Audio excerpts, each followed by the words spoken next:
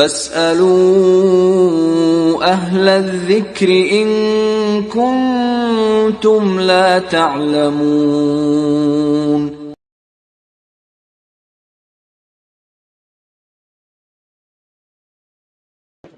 الحمد لله نحمده ونستعينه ونستغفره ونعوذ بالله من شرور أنفسنا ومن سيئات أعمالنا من يهده الله فلا مضل له ومن يضلل فلا هادي له وأشهد أن لا إله إلا الله وحده لا شريك له وأشهد أن محمدا عبده ورسوله. أما بعد فإن خير الحديث كتاب الله وخير الهدي هدي محمد صلى الله عليه وسلم وشر الأمور محدثاتها وكل محدثة بدعة وكل بدعة ضلالة وكل ضلالة في النار. أعوذ بالله من الشيطان الرجيم. بسم الله الرحمن الرحيم. يا أيها الذين آمنوا استعينوا بالصبر والصلاة. وقال تعالى شهر رمضان الذي أنزل فيه القرآن هدى للناس وبينات من الهدى والفرقان. محترم حاضرین،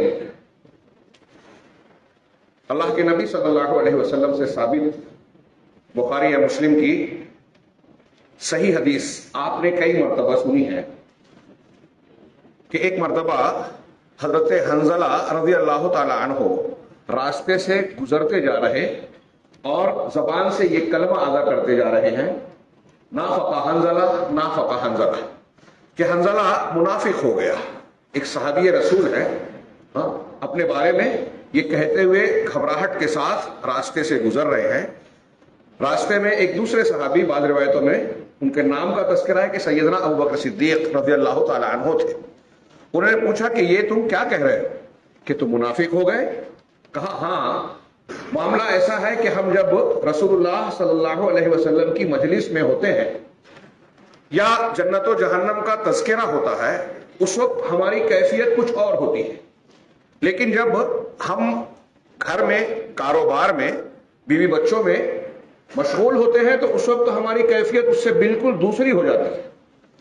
اور یہی تو نفاق ہے کہ یہاں ایک رنگ وہاں دوسرا رنگ. تو ابوبکر صدیق رضی اللہ تعالیٰ نے کہا کہ یہ کیفیت تو ہم پر بھی طاری ہوتی ہے، اگر یہ نفاق ہے تو ہم بھی اس میں مبتلا ہیں. دونوں ساتھ ساتھ رسول اللہ صلی اللہ علیہ وسلم کی خدمت میں حاضر ہوئے. آپ سے سلام کے بعد وجہ بتایا کہ ہمارا یہ حال ہے اور اس بنیاد پر ہمیں یہ احساس ہے کہ ہم منافق ہو گئے. تو نبی کریم صلی اللہ علیہ وسلم نے جواباً ارشاد فرمایا کہ تم میری مجلس میں اور ذکر کے وقت، جنت و جہنم کے بیان کے وقت جس کیفیت سے دوچار ہوتے ہو، اگر ہر حال میں 24 گھنٹہ، میں اپنے الفاظ میں کہہ رہا ہوں، پورے اوقات میں تمہاری وہی کیفیت رہے تو لصافحتکم الملائکۃ فی الاسواق وعلی فرشکم، او کما قال، کہ فرشتے تم سے بازاروں میں اور تمہارے بستروں پر آ کر مصافحہ کریں گے. ولیکن ساعتا و ساعتا یا حنظلہ، 3 مرتبہ آپ نے کہا کہ لیکن اے حنظلہ، الگ الگ موقعوں پر الگ الگ ماحول ہوتا ہے، مزاج ہوتا ہے یا اس کی کیفیات ہوتی ہے. اس حدیث سے جہاں صحابہ کرام کا ایمان کے تعلق سے فکرمند ہونا معلوم ہوتا ہے، وہاں نبی کریم صلی اللہ علیہ وسلم کے ارشاد سے یہ پتہ چلتا ہے کہ انسانی ذہن، مزاج اور طبیعت میں تلون ہے. الگ الگ موقع پر الگ الگ نفسیاتی اور دل کی کیفیات سے دوچار وہ ہوتا ہے. ہم اور آپ بھی ہوتے ہیں، اور پھر ہم اور آپ اپنے آپ کو جس ماحول کا عادی بناتے ہیں اس ماحول کے اعتبار سے ہمارا مزاج، ہماری فکر اور ہمارا عمل ڈھلتا ہے. اگر برے عمل کا خوگر ہو گیا کہ انسان بری صحبت میں رہتا ہے تو برائی کا خوگر بن جاتا ہے، عادی بن جاتا ہے.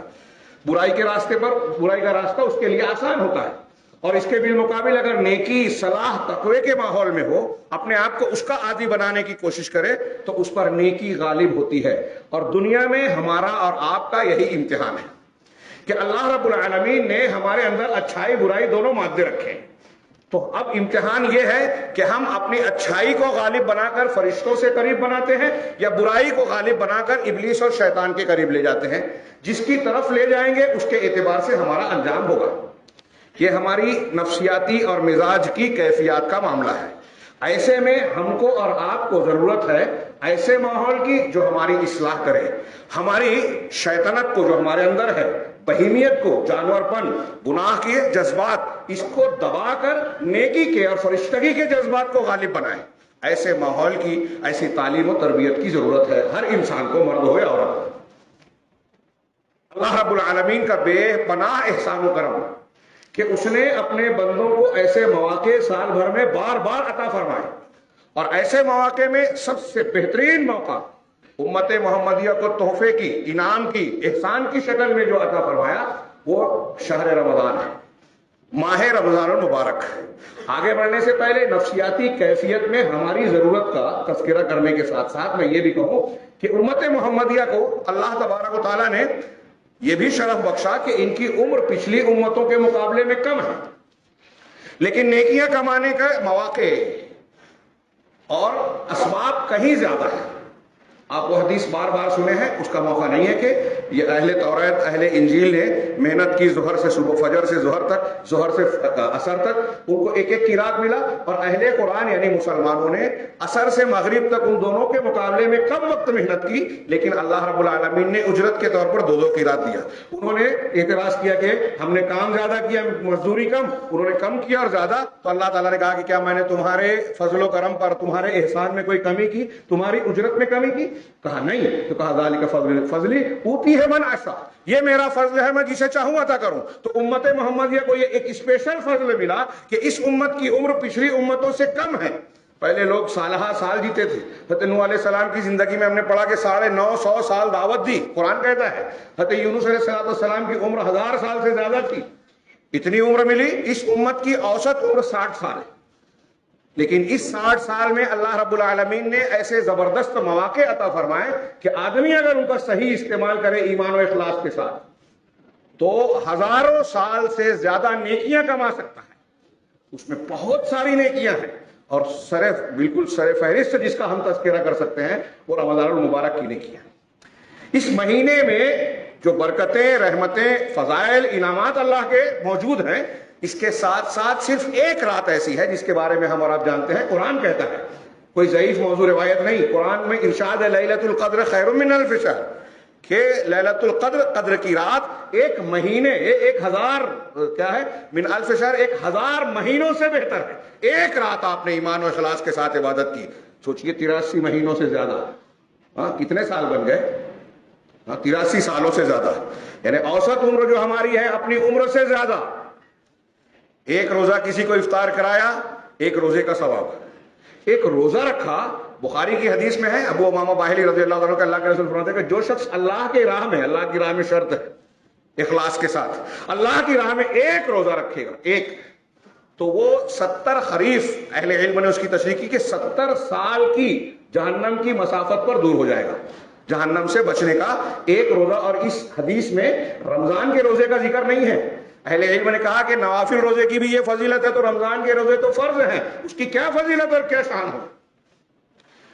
اس طرح 2-3 پہلوؤں سے غور کیجئے، اور پھر اس بات پر آئیے کہ ایک تو ہماری ضرورت ہے کہ ہم مختلف ماحول سے متاثر ہو کر غفلت کا شکار ہوتے ہیں، برے ماحول میں رہتے ہیں، اور خاص طور سے آج کا ماحول جہاں جدید وسائل و اعلام نے جو ہے ماحول کو، سماج اور معاشرے کو گناہوں کے راستے پر بری طرح دھکیل رکھا ہے۔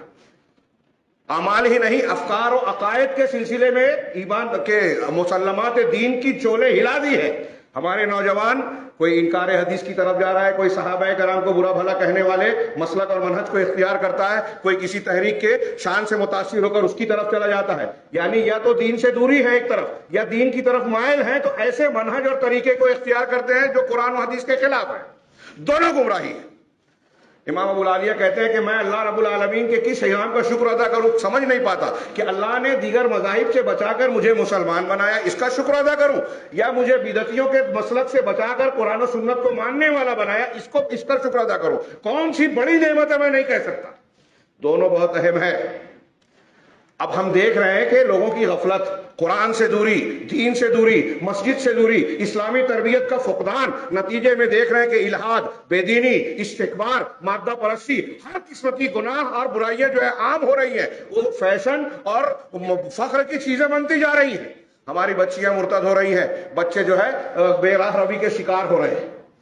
یہ ہم نے ان کی تربیت نہیں کی، ان کو دینی ماحول نہیں دیا۔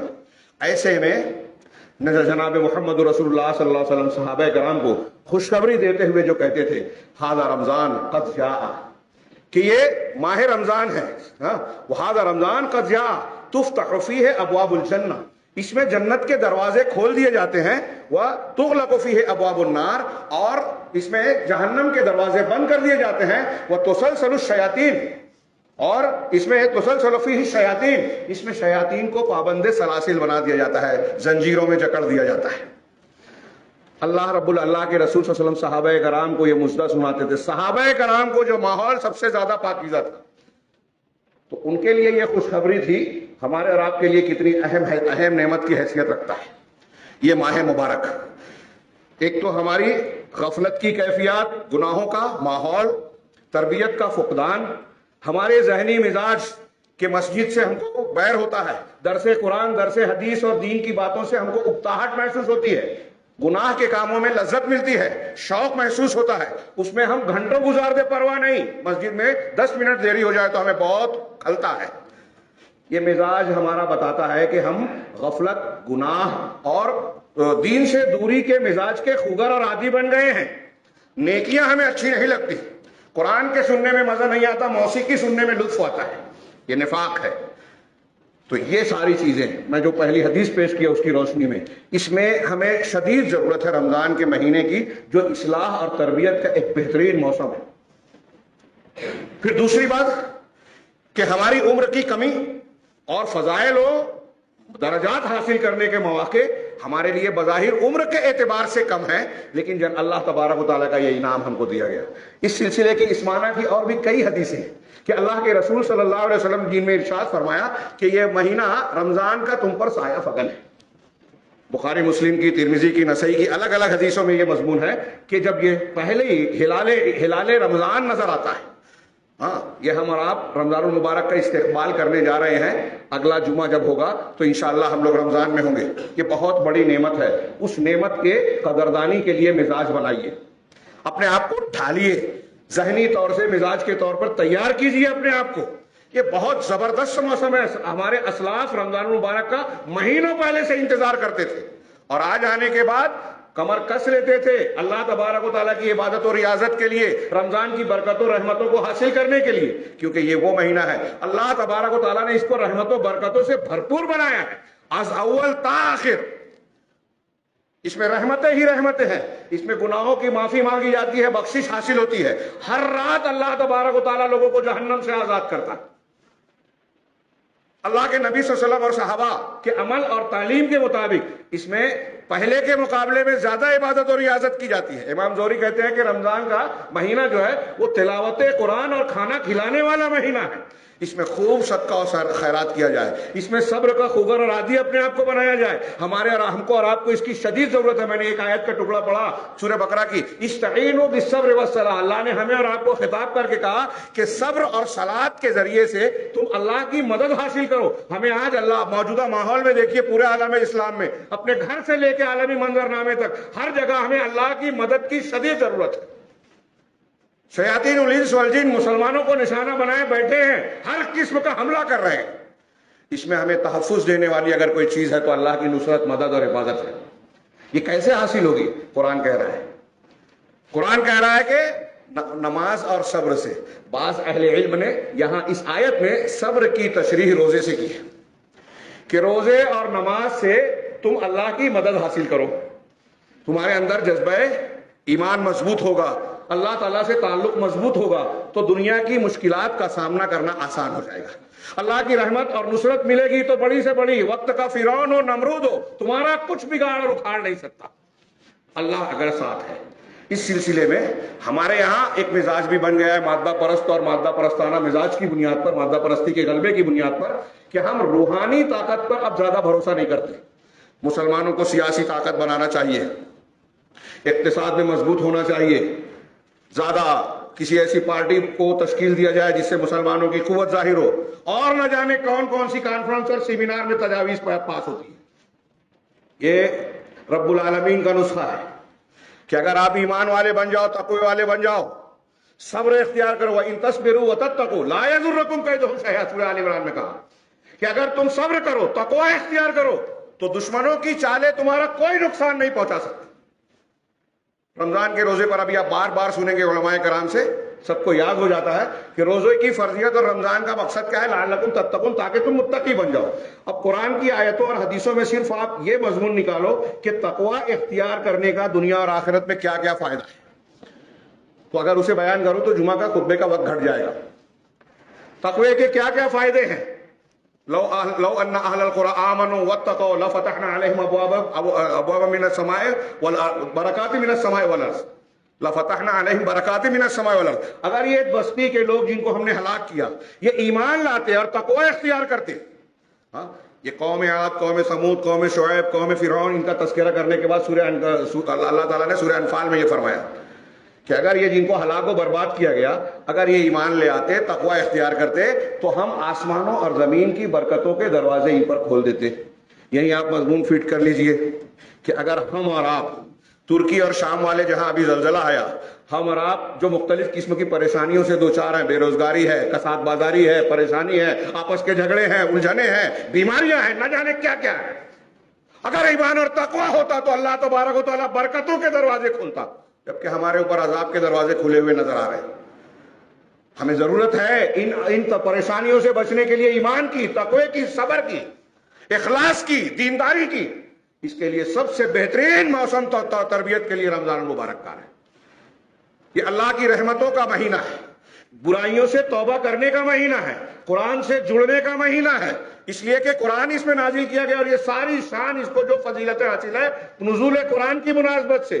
شہر رمضان الذی انزل فیہ القرآن ھدی للناس وبینات من الھدی والفرقان، کہ رمضان ہی وہ مبارک مہینہ ہے جس میں قرآن نازل کیا گیا، 15 شعبان کو نہیں، 15 شعبان کو نہیں، جہاں شیطان نے، ابلیس نے، شیعوں نے ایک رات ایجاد کی اور ہمارے بہت سارے مسلمان اس میں محنت کر کے اپنے آپ کو تھکا لیتے ہیں بدعت میں۔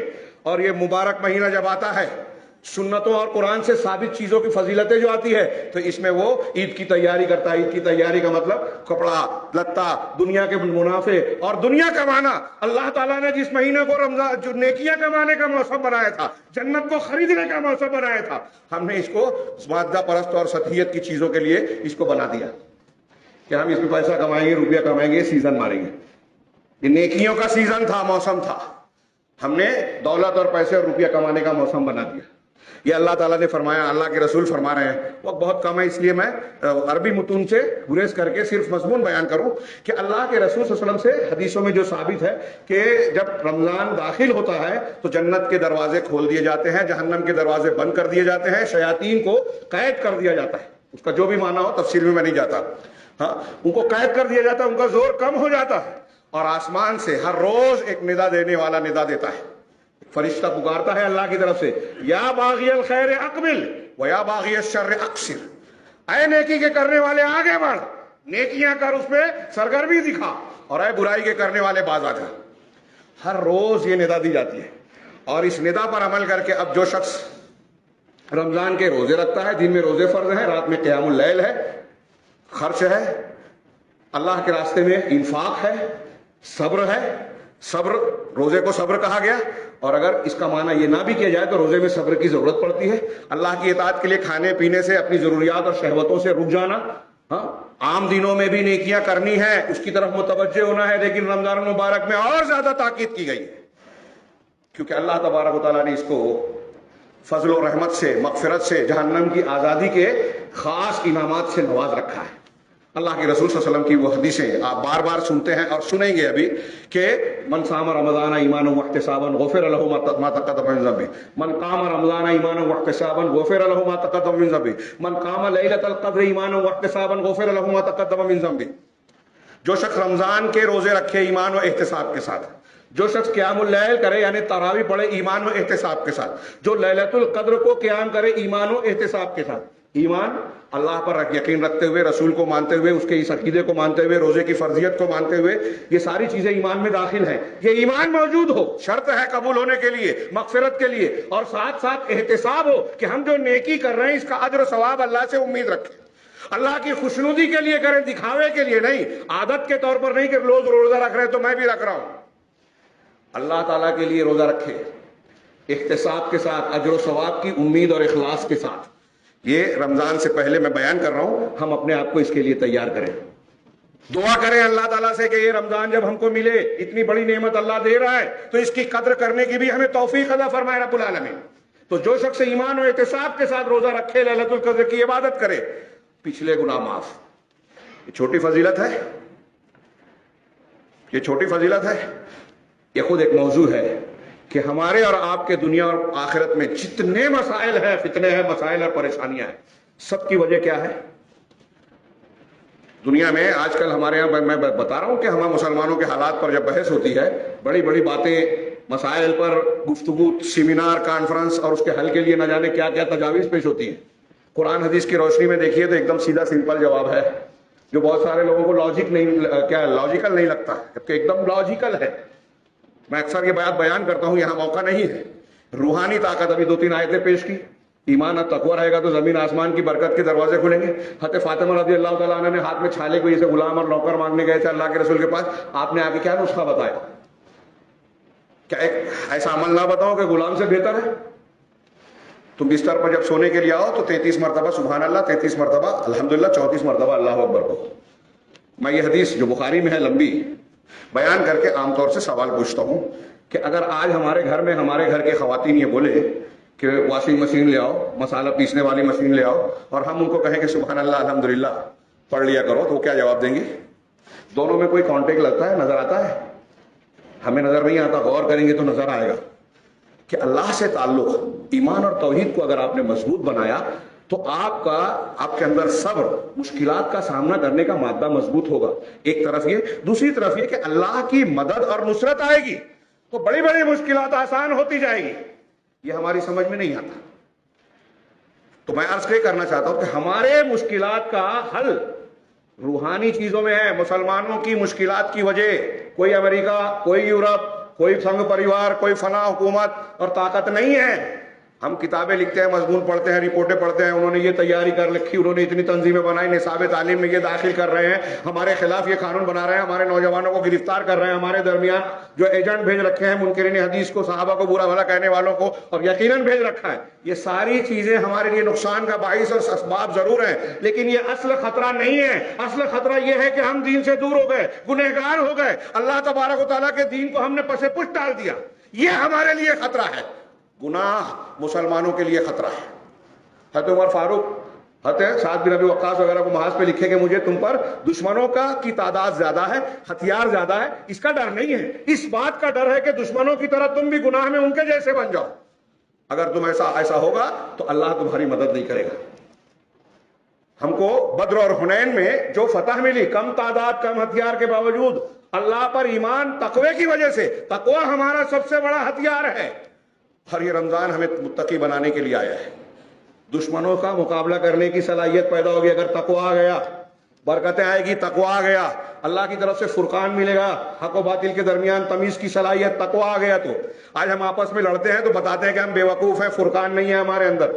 ہاں، علماء کی ٹانگ کھینچنا، جماعت میں اختلاف کرنا، گھر میں اختلاف کرنا، بھائی بہن، باپ بیٹے کا اختلاف، یہ سارا عذاب ہے اور تربیت کے فقدان کا نتیجہ ہے، ایمان اور تقوی کی کمی کا نتیجہ ہے، ہم مانے یا نہ مانے۔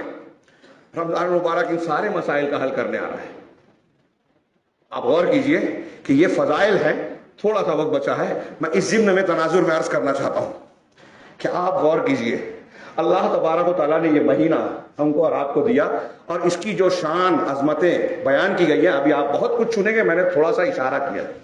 اس تناظر میں نبی کریم صلی اللہ علیہ وسلم کی وہ حدیث جو امام ترمذی نے، امام ابو یعلا نے اور امام حاکم وغیرہ نے الگ الگ الفاظ سے نقل کی ہے، اس میں سے بعض حدیثیں صحیح ہیں، بعض حسن ہیں۔ علامہ البانی نے صحیح کہا، اور آپ سن چکے ہیں بہت مرتبہ اور ابھی سنیں گے۔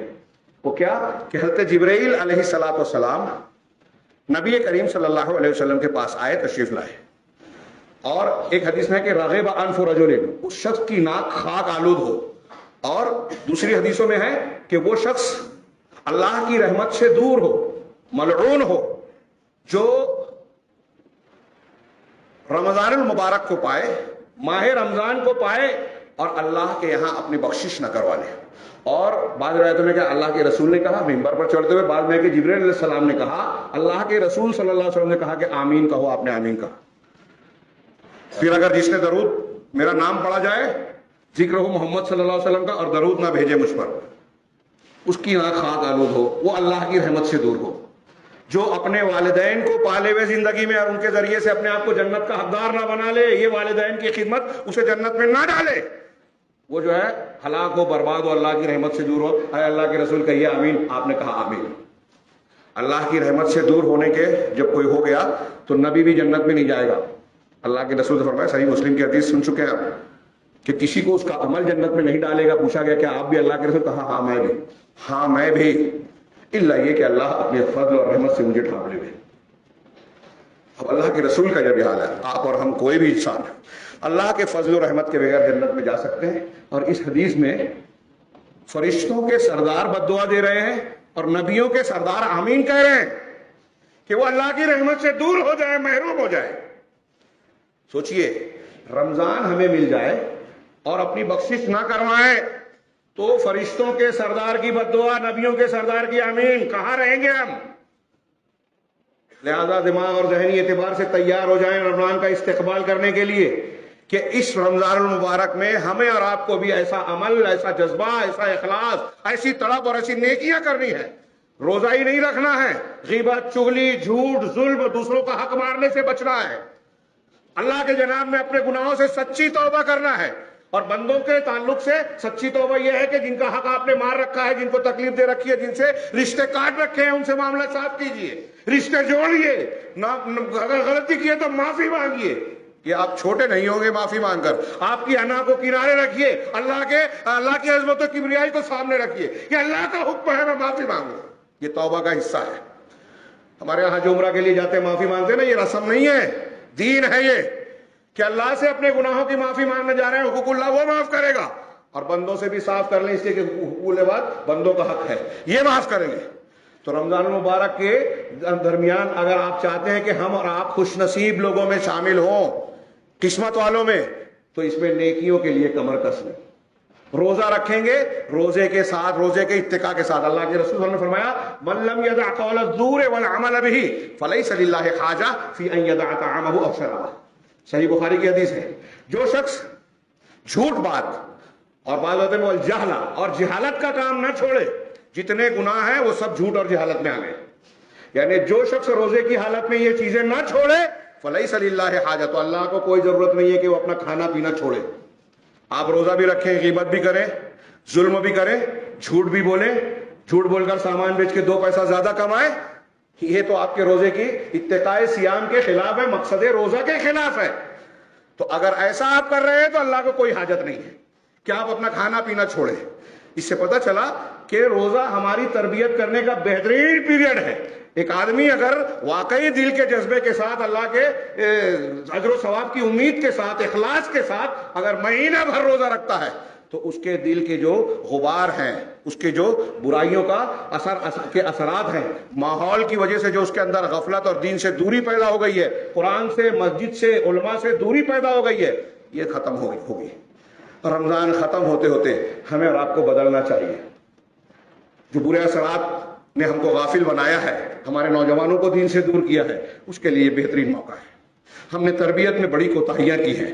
آج ہمارا سماج اور ہمارا گھر کے جو حالات ہیں وہ بتا رہے ہیں کہ ہم نے بہت گناہ اور کوتاہیاں برتی ہیں۔ اس کے ازالے کا یہ موقع ہے۔ رمضان المبارک اپنی اولاد پر توجہ دیجیے، دین سے جوڑنے کی کوشش کیجیے، اور سب سے زیادہ رمضان المبارک میں قرآن کو سمجھ کر پڑھنا، قرآن سے جڑنا، صرف پڑھنا نہیں، صرف تراویح میں سننا نہیں، اس کو سمجھنا، اس پر عمل کرنے کی کوشش کرنا، اور قرآن کو قرآن کے طریقے سے سمجھنا۔ یہ بھی ایک مصیبت ہے، وقت نہیں ہے کہ ہمارے یہاں قرآن کے شعوری مطالعے کی جب لوگ بات کرتے ہیں تو فلاں مفکر، فلاں دانشور، فلاں اور فلاں ایسے لوگوں کی تفاسیر بتاتے ہیں جن کی تفسیر قرآن، سنت، صحابہ اور سلف کے مسلمہ عقائد کے خلاف ہوتی ہیں، جو لا الہ الا اللہ کی تشریح بھی غلط کرتے ہیں۔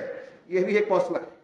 لہذا رمضان المبارک میں یہ بھی دعا کرنی چاہیے کہ پروردگار ہمیں صحیح راستہ دکھا دے، صراط مستقیم پر چلا دے۔ لہذا آخر میں نتیجہ یہ ہے کہ یہ جو رمضان آ رہا ہے، ہم اس کے لیے اپنے آپ کو تیار کریں، اپنے گھر کے لوگوں کو تیار کریں، کس لیے کہ ہم اس میں گناہوں سے توبہ کریں گے، روزہ رکھیں گے، خوب نمازیں پڑھیں گے، صرف فرض نہیں بلکہ نوافل کا اہتمام کریں گے، اس لیے کہ اس میں نیکیوں کا اجر و ثواب بڑھ جاتا ہے، اللہ کی رحمت بڑھ جاتی ہے، عمرے کا ثواب حج کے برابر ہو جاتا ہے۔ عام نیکیاں وہ عام دنوں کے مقابلے میں بہت زیادہ اجر و ثواب لاتی ہیں۔ ہاں صدقہ و خیرات، ایک روزہ 30 روزہ 29 روزہ ہم کو ملتا ہے، لیکن اگر آپ نے ایک بھوکے کو روزے دار کو افطار کروا دیا تو سوچئے اللہ کے رسول نے فرمایا من فطر صائما، جس نے کسی ایک روزے دار کا افطار کرایا اس کو ایک روزے کا اجر ملے گا۔ آپ کو ایک مہینہ مل رہا ہے 30 روزے کا، آپ نے 30 روزے دار کو افطار کیا، 30 روزے کا ثواب ایسے ہی مل گیا۔ میں اکثر کہا کرتا ہوں کہ ہمارے جو عرب بھائی ہیں، خاص طور سے سعودی عرب کویت کے لوگ، یہ رمضان کے شروع ہونے سے پہلے لاکھوں روپئے کی کھجوروں کا بھنڈار جو ہے دنیا کے مختلف مسلم ملکوں میں مسلمان سماج میں بیچتے ہیں۔ پاگل ہے وہ؟ یہ قرآن و حدیث کی روشنی میں صحیح فضیلت حاصل کرنے کی کوشش ہے۔ صحابہ کرام کا یہ مزاج تھا، کچھ نہیں ہے تو ایک کھجور اپنے کھجور روزے دار کو دے دے کے نیکیاں کمائیں۔ سعودی عرب میں یہ مزاج بھی ہے کہ اچھا مال مہمان کو دیا جائے، روزے دار کو دیا جائے۔ وہ کھجوریں جو بازار میں ملتی نہیں، کمیاب اور نایاب ہوتی ہیں، ان کے باغ میں پیدا ہو رہی ہیں، رکھ لیتے ہیں سال بھر کے لیے، رمضان میں روزے داروں کو دیتے ہیں کہ اس سے ہم کو نیکیاں ملیں گی۔ اللہ کے راستے میں جو قیمتی چیزیں گھر میں اپنے لیے نہیں رکھتے، روزے داروں کے لیے رکھتے، اسی لیے اللہ نے ان کو برکتوں سے نوازا ہے۔ یہ مزاج ہمارے یہاں کب پیدا ہوگا؟ ہمارے ہندوستان پاکستان میں دیکھتا ہوں کہ لوگ بدعتوں پہ خرچ کرتے ہیں، 15 شعبان، عاشورہ اور ایسے موقعوں پہ چراغاں ہوگا، اہتمام ہوگا، بھیڑ بھاڑ ہوگی، نہ جانے کیا کیا الٹے سیدھے اسراف اور غلط قسم کے خرچ ہوتے ہیں۔ اور جہاں اس سنت کی بات آئی کہ بیوہ، یتیم، مسکین، ان کا خیال رکھا جائے، ہاں کیا ان کی فضیلت ہے، وقت زیادہ ہو گیا۔ ہاں ایک روایت کی طرف اشارہ کروں، اللہ کے رسول صلی اللہ علیہ وسلم کا فرمان ہے کہ بیوہ کے لیے، یتیم کے لیے، غربا مساکین کے لیے کوشش کرنے والا، مسلسل قیام کرنے والے مسلسل روزہ رکھنے والے، ہم اگر سوچیں کہ ہم مسلسل نماز پڑھیں گے، کوئی پڑھ سکتا ہے؟ بغیر گیپ کیے ہوئے، بغیر فترہ انقطاع کے مسلسل نماز ہم میں سے کوئی پڑھ سکتا ہے؟ اگر آپ ایسا ثواب چاہتے ہیں تو بیوہ، مسکین، یتیم کے لیے دوڑ دھوپ کیجیے، ان کے مسائل کو حل۔ اصل دین ہم نے سمجھا نہیں ہے، ہم کچھ روایتوں پر عمل کر کے سمجھتے ہیں کہ ہم نے جنت خرید لیا، جنت پر کے راستے پہ چل پڑے۔ نیکیاں اللہ رب العالمین کے فرائض کے بعد آپ بندوں کے حقوق اور ان کے ساتھ احسان و کرم سے گزرتی ہے، اور رمضان المبارک ہم کو اس کی بھی تربیت دیتا ہے۔ اب اگر یہ رمضان ہمیں ملا اور ہم نے اپنی بخشش نہ کروا لی تو سیدنا جبریل، حضرت جبریل اور اللہ کے نبی جناب محمد رسول اللہ علیہ وسلم کی بد دعا ہے، لہذا اس کا مخالف مفہوم یہ ہوا کہ خوش قسمت ہیں وہ لوگ جن کو رمضان ملے اور وہ اس کی برکتوں، رحمتوں، مغفرتوں سے اپنا دامن بھر لے اور اس فہرست میں اپنے آپ کو شامل کریں جن کو اللہ رب العالمین اس ماہ مبارک میں جہنم سے آزادی کا پروانہ عطا فرماتا ہے۔ اللہ تعالی ہمیں بھی ان خوش نصیب لوگوں میں شامل فرمائے، ہمارے گناہوں کی بخشش فرمائے، اس رمضان میں ہمیں کوتاہیوں سے اور بے عملیوں سے جو ہے محفوظ رکھتے ہوئے خوب نیکیاں کرنے، اخلاص کے ساتھ اللہ تبارک و تعالیٰ کی خوشنودی کے کام کرنے کی ہمیں توفیق عطا فرمائے۔ نماز، روزہ، تلاوت، صدقہ و خیرات، توبہ و استغفار، ہر وہ نیکی جو اللہ رب العالمین کے یہاں پسند ہے اور ہمیں اس کی ضرورت ہے، پروردگار اس کی توفیق عطا فرمائے، اور اس کے ذریعے سے رب العالمین ہمیں دنیا کے مسائل، فتنوں، مشکلات سے جو ہے محفوظ بنا دے اور آخرت میں بھی ہر قسم کے عذاب اور فتنے سے محفوظ رکھے۔ اقول قولی ھذا واستغفر اللہ لی ولکم سائر المسلمین وصلی اللہ علی نبینا محمد۔ بارک اللہ لنا ولکم فی القرآن المجید ونفعنا وإیاکم بالآیات والذکر الحکیم، انہ تعالی جواد کریم ملک غفور رحیم۔